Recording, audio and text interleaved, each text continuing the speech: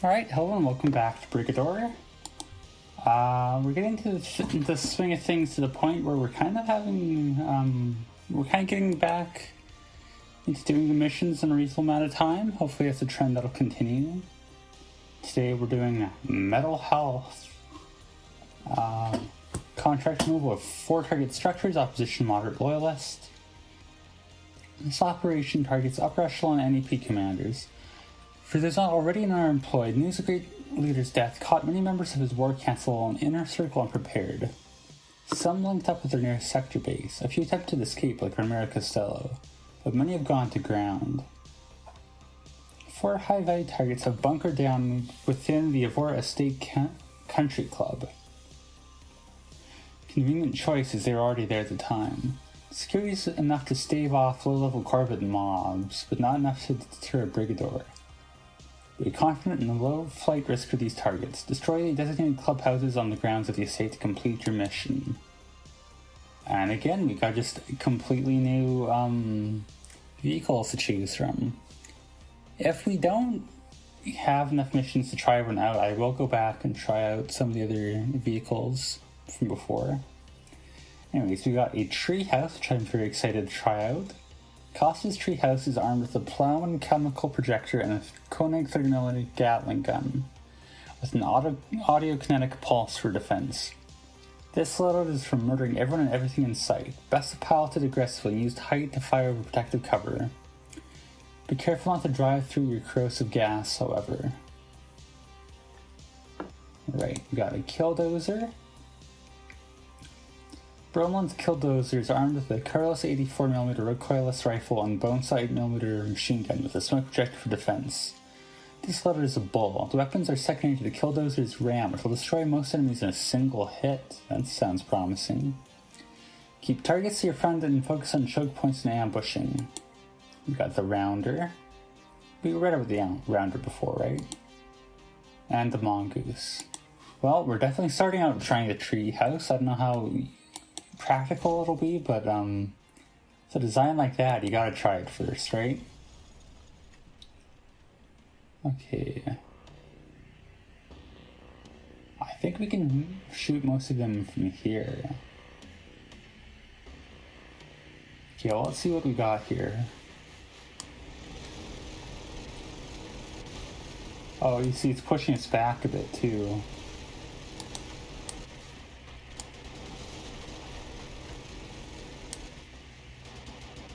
Oh, yeah, this thing, I don't think it's going to be super evasive.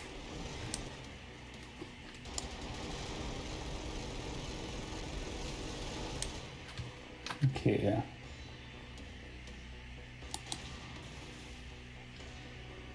That should take care of them. We messed up on the ammo, which is a bit of a shame. Yeah, this thing is not fast, but it certainly is tall. Just like me. Oh, hello.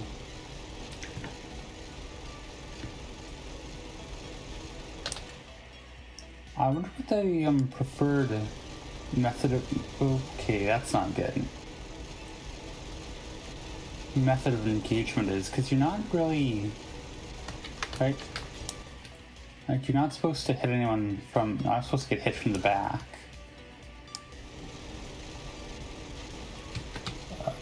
At the same time, it's if you can't turn, you're kind of limited in what you can do.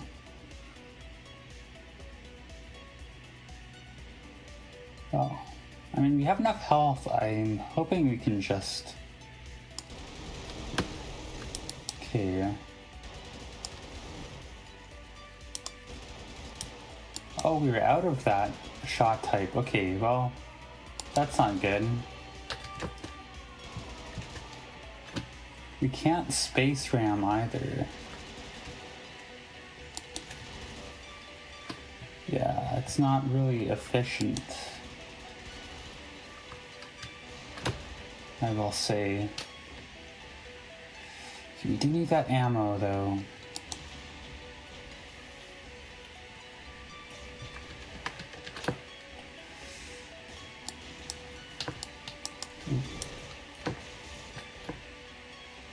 Okay, where are we getting shot from?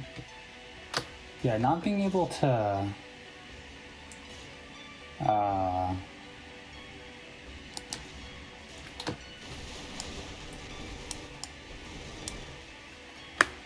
Okay, well, I don't know what I was going to say there. Please let me get that ammo before it runs out.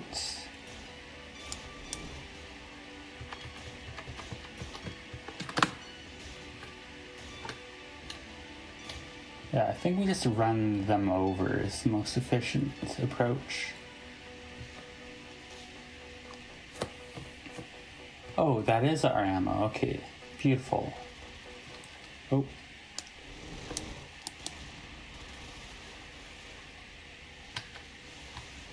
I think we just do that and let that take him out.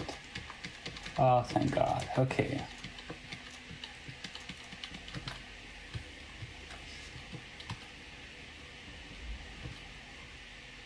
Is that a... I don't know, we'll shoot at it anyways. We'll see what that does. We got plenty of that ammo. Now that I look at it. We can just do that, right? Yeah, that's like, what, 8 per shot? So we got plenty left. Oh, I think that is the name of the game here, actually.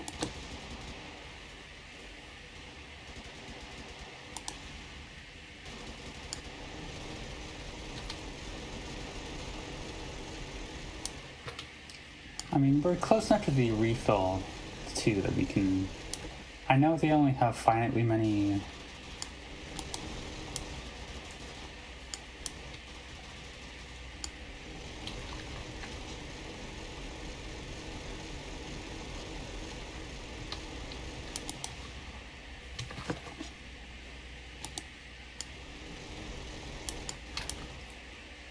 Okay, there we go. Are you shooting at me still?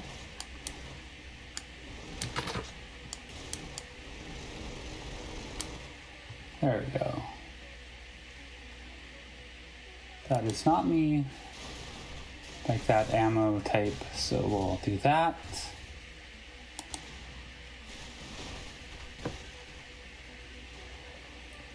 Are you shooting at me?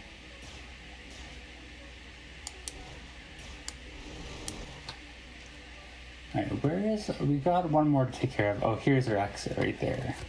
So keep that in mind, I guess.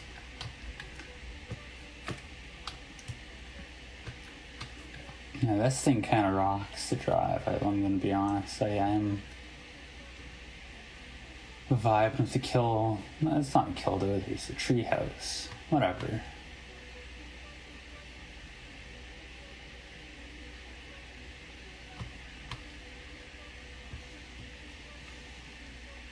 Are you? You look like something I should destroy.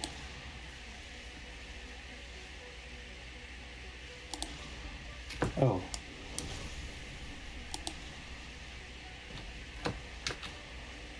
There we go.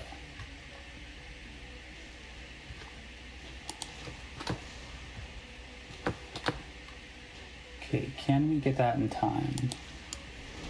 We cannot. Can we get this ammo in time?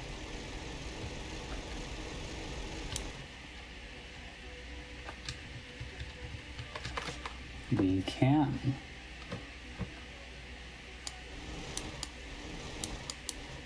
Okay. What's left? We can shoot pretty far, can't we?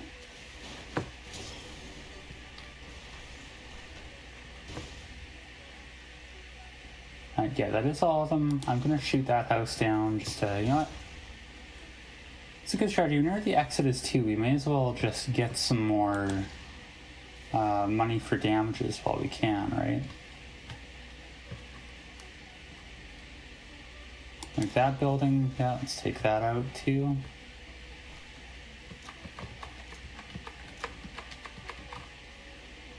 I haven't been very consistent with taking out the depots, but it's fine.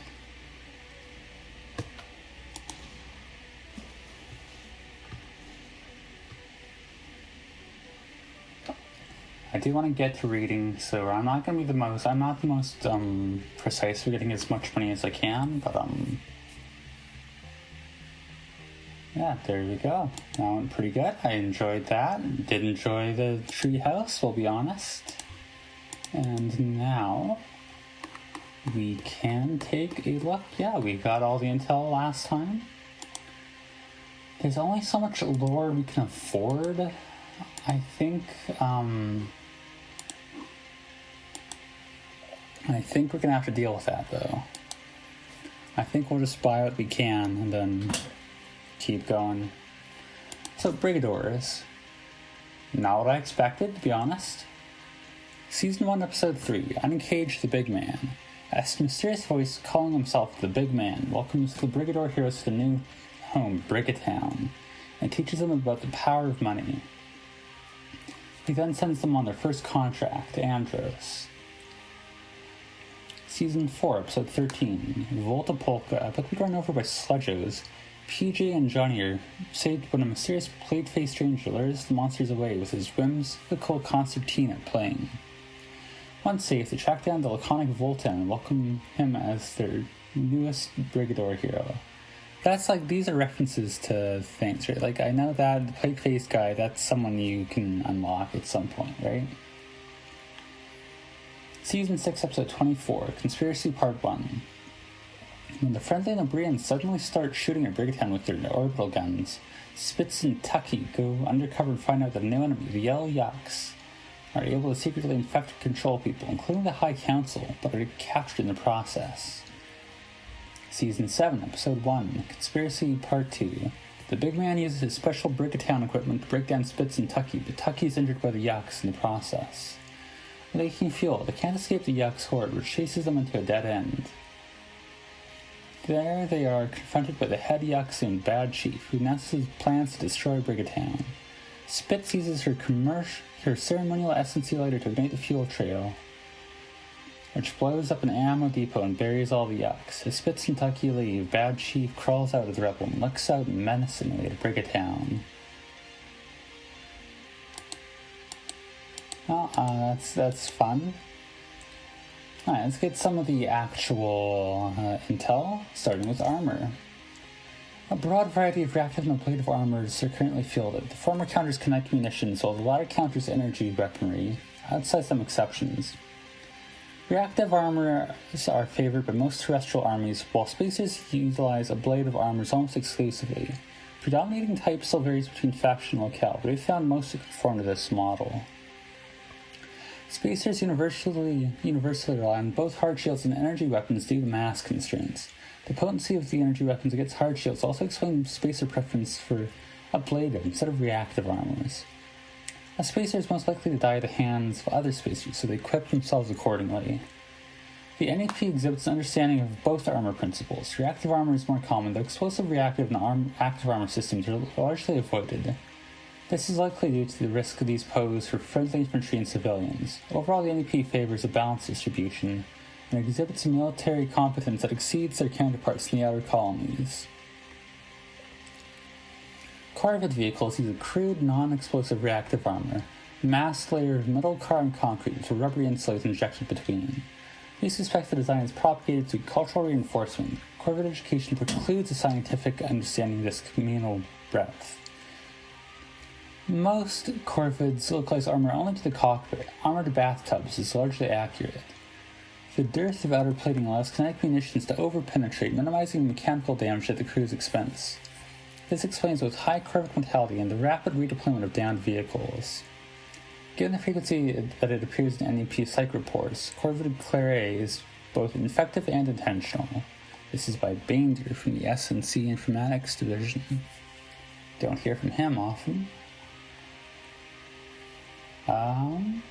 Now we got tanks. And I think we'll end there. This is MB again. Most jobs can be done, and probably done best with a pair of treads. Been that way for a long time, I suspect, and I suspect it'll stay so for a while yet. Spacers are going to show us 30 years how it's done with those ball treads, but even with all their tech, best they can manage is a hefty trade-off. Like with most mechs and power suits, tank crews don't need cranial jacks. Some are still wired up for it, depending on the service and role. I've seen plenty of Betkas in a single driver config, for example, but that's not the norm. That really has to do with jack incompatibility being common enough in the service, partly because you can still make a good tank crew without it. A-gravs will never be as reliable, and as much as I love a good pair of legs, tanks are simpler to build and maintain. That's why they're the mainstay of any military that sees regular combat and has a budget. And starting on talking about budget, we are kind of, the lore is more expensive, so we are going to have to be kind of careful on that front. Although, I don't know, we'll see how that plays out. But for now, we will call it here, and as always, thank you for watching.